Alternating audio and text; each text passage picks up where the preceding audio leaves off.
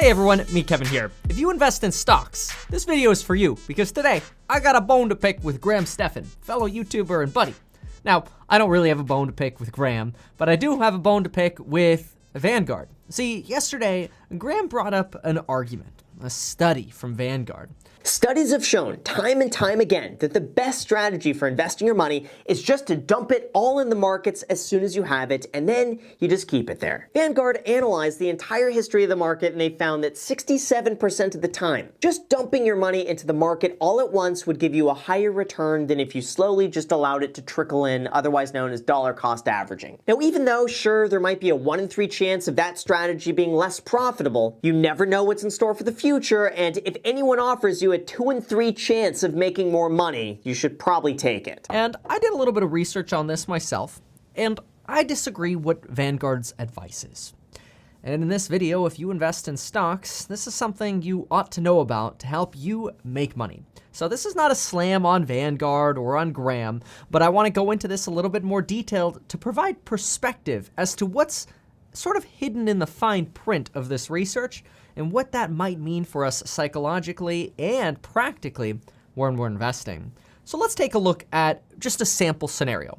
Let's say you have $10,000 to invest. And you may have heard this before, but you're going to get some interesting perspective here. You might have the choice between investing all of that money today, throw it all onto your favorite stocks today, or invest a little bit over time and sort of dollar cost average in, or buy a little bit at a time. Well, Vanguard put together this report. It's from 2012. And they said that, hey, look, the reality is 67% of the time, you will make more money if you invest your money via a lump sum. You just buy everything. And only 33% of the time will you make more money if you dollar cost average. This would make you feel pretty dang stupid to dollar cost average. In fact, I kind of feel stupid starting to make this video because that chart does not look good. If you read this chart alone, you go, wait a minute, that was true in the United States, that was true in Britain, that was true in Australia. They tried a mix of bonds, all stocks, a mix of bonds and stocks. They tried everything. And in every scenario, they found that on 10-year periods, you're better off investing your money in a lump sum rather than trying to dollar cost average your $10,000 if, let's say, you have $10,000 sitting around. Well, what I'm going to do is show you what Vanguard didn't tell ya, because there are 4 big problems with what Vanguard just said here. Number 1, Vanguard manipulates their chart. See, when you look at the chart with the 67%, we think, man, well, obviously I want to invest in the bigger chart. Well, what if I told you the difference was realistically only 1.3 to around 1.2%? That's because, remember, they did not tell you in that bar chart how much more money you would make in one scenario, aka investing in a lump sum, versus dollar cost averaging. Instead, they kind of hid that and threw that onto the bottom corner of another page. Here it is. The average magnitude of lump sum investing compared to dollar cost averaging was that on a $1 million portfolio, the person who lump sum invested would end up with 2.3% more in the United States, 2.2% more in the UK, and 1.3% more in Australia. So really they're saying, hey, look, okay, lump sum investing, you're gonna make more money 67% of the time, but when we actually look at the details, they're really only talking about a difference of 1.3 to 2.3% in the best case scenario. So we're not even really talking about a windfall here. So now when we look at this bar, we're like, okay, that's not actually that big of a deal as we expected. But see, that's not the only problem. The second problem, which they kind of only talk about again in the fine print, is that they suggest that you dollar cost average in the comparison version that they do here. They go lump sum invest all now, or if you're going to dollar cost average, let's do research on that. But we're going to assume that you dollar cost average over a year. That's right. They literally want you to dollar cost average over a year, or at least that's what they did to do this study. That sounds nuts to me. If I have $10,000 of cash, many of you know this, and this is a playbook right out of my course on money and the psychology of money, investing in stocks and real estate. When you have money to invest, my psychology is always, when it's time to buy, is when you look at the market and you say, red day today. Okay, let's buy in. Let's go ahead and buy stocks today on a red day, and let's do that Let's do $1,000 out of our $10,000 every red day for the next 10 days. That might take you 4 weeks, it might take you 8 weeks, depends on the kind of market we're in. But the point is, you're investing your $10,000 over a period of 1 to 2 months rather than investing over 1 year. So you've got two big problems here so far with Vanguard, and we're not even at the meat of it yet, because we've got two other big problems that are probably more important. But these first two are just a little bit misleading by Vanguard, and I'll give them a pass. But let's think about this for a second. If you take $10,000 and you invest it all in 1 day, there is a very good chance that if you picked even 10 to 20 stocks, that 1, 2, maybe even 3 of the stocks you buy are going to be stocks that you're buying at euphoric highs. Think back to the end of October when everybody was getting into stocks and stocks peaked on September 2nd. I mean, you could have literally been stuck with Tesla at $525 per share, and well, it's been way off that number for quite a while. Or heck, maybe yesterday, after Carnival Cruise Lines ran up on the hopium of a vaccine, you decided, you know what, I'm going to add a little bit of Carnival to my portfolio. If you put all of your $10,000 into Carnival, today you would have lost $1,300.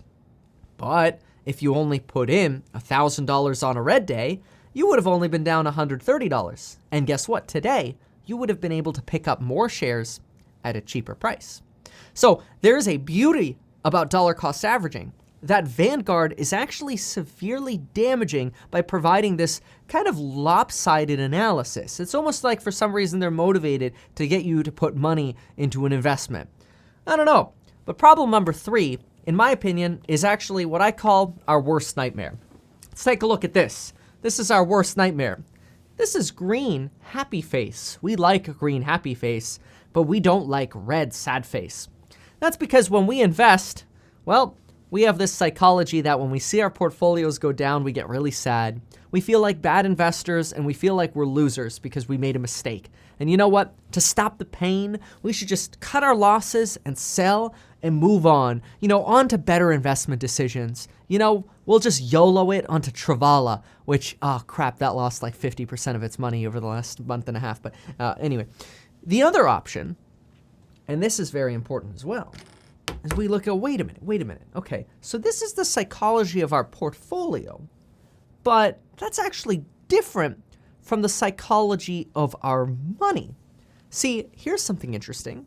If over here we write cash, then an interesting thing that happens here is when prices go up, so prices go up will be the top line over here. So we'll assume right here, this is prices going up. Prices go up in our portfolio, we're happy.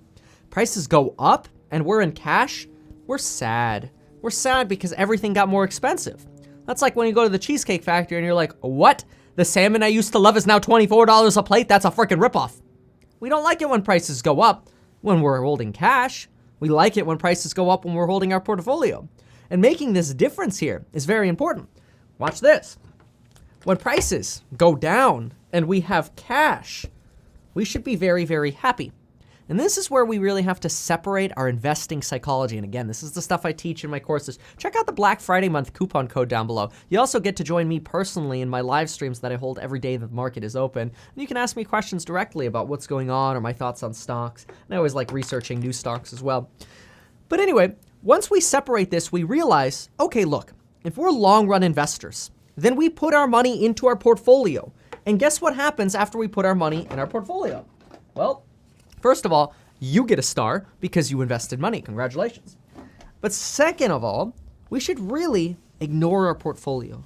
If there was a way to turn off the notifications or portfolio value, we should do that because this is stupid.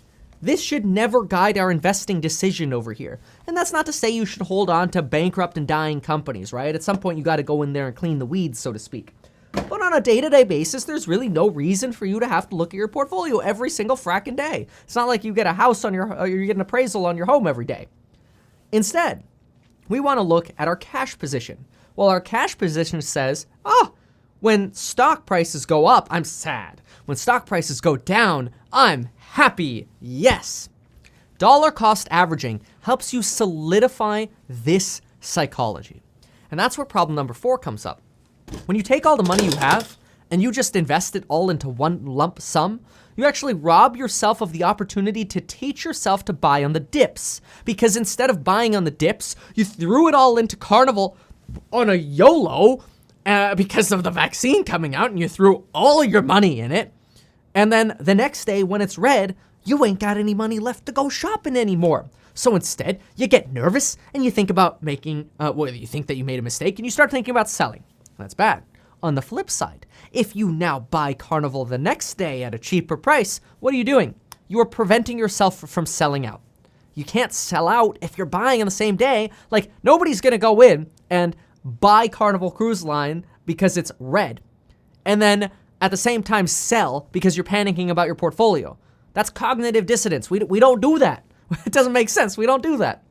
So all of a sudden, when we zoom out here and kind of recap what I just said, think about what Vanguard is doing here with their portfolio, or sort of their 2012 study. Vanguard manipulated the dollar cost averaging time frame by suggesting that in their comparison, they're going to look at a 12-month dollar cost averaging time frame, which that's just stupid. When we talk about dollar cost averaging, we're talking about like 4 to 8 weeks. Buy on red days, not 12 months. Vanguard also minimizes the difference of income. The reality is, even if you dollar cost averaged over a year, they proved you were only going to be up about 1.3 to 2.2% if you lump sum invested. And if you shorten the time frame to dollar cost averaging over 4 to 8 weeks, this is probably, honestly, I can't even say that there would even be a realistic difference left. So instead, dollar cost averaging isn't necessarily going to make you less money, especially if you do it over a shorter period of time. But you have the beauty by dollar cost averaging of preventing yourself from feeling like you're an idiot and you made a mistake because a stock randomly went down the next day after you bought it. Big deal. I've taught myself that every time I buy stocks, the stock goes down the next day. And then I buy the stock and I look and the next day I go, yep, sure enough, it went down again. And what do I do? Because I know it's coming. I buy more.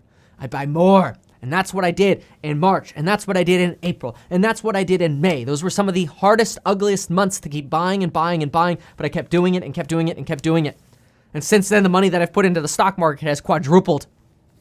So, hopefully you appreciate this psychology and insight.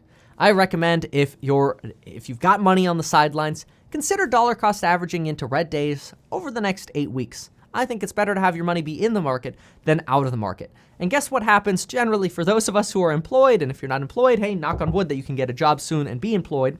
But for those of us who have a job, every single time you get paid, now you have a new basket of money. I think of it as like a little shopping spree. I get paid, I get this money, and then I look around and go, where are the deals this time? Well, it's a green day. I guess I'll have to wait for a red day. And then a red day comes on a Tuesday and I'm like, salivating, yes, buy stocks. Hopefully you enjoyed this. Check out the amazing courses down below if you like detailed perspective like this on how to manage your money and maximize your wealth. Thanks so much, and folks, we'll see you next time.